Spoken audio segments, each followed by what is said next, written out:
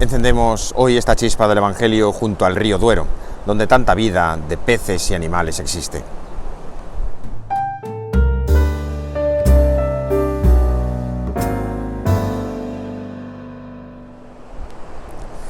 En este río no tenemos salmones, tenemos otro tipo de peces, como los barbos.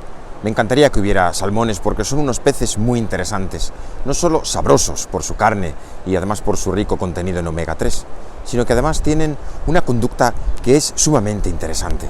Los salmones nacen en lo alto de los ríos, descienden el río y crecen, se hacen adultos, se hacen grandes en el mar, en el océano. Pero después regresan río arriba, lo remontan para llegar al principio del río y allí poner sus huevos donde comenzará la vida otra generación posterior.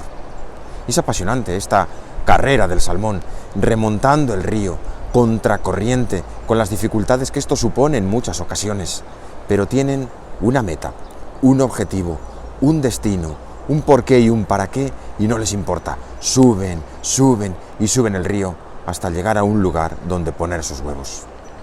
Es todo un ejemplo de lo que nos propone Jesús en muchas ocasiones en el Evangelio: tener una vida alternativa, nadar a contracorriente, tener un modo de vivir, un modo de pensar y unas palabras que son en muchas ocasiones contraculturales, que son distintas a lo que nos ofrece la sociedad y nos ofrece el mundo. Hace unos años, el que fue obispo de Zamora escribía una carta pastoral que se titulaba Manantial de vida alternativa.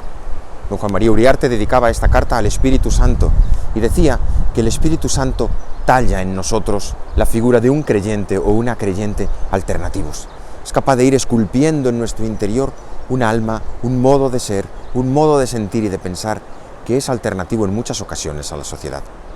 Ya San Pablo nos decía: no os acomodéis a la mentalidad de este mundo, porque es muy fácil dejarse llevar por la corriente, es muy fácil dejarse llevar por lo que piensa todo el mundo, es muy fácil dejarse llevar por lo políticamente correcto.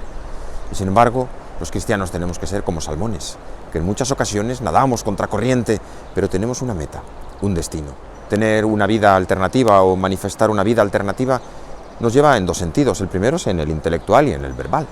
A veces tenemos que decir palabras que son alternativas a las corrientes ideológicas que se imponen en nuestra sociedad.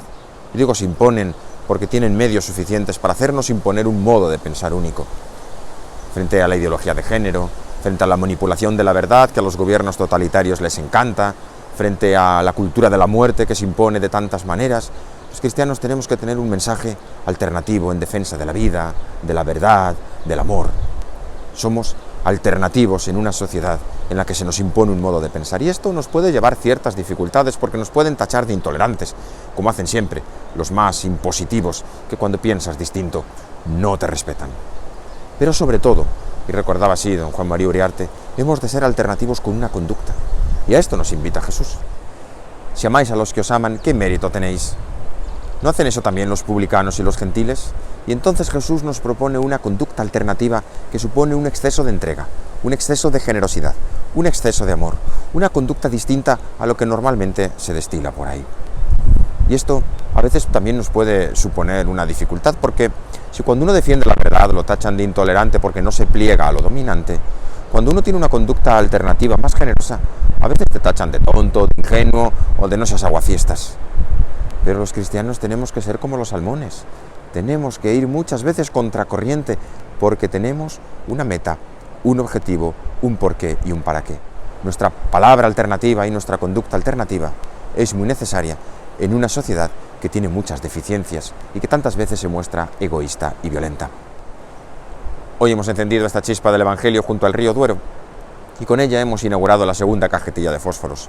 Mañana os espero en esta chispa del Evangelio y hasta entonces iremos nadando a contracorriente por esta sociedad en la que queremos ser personas alternativas.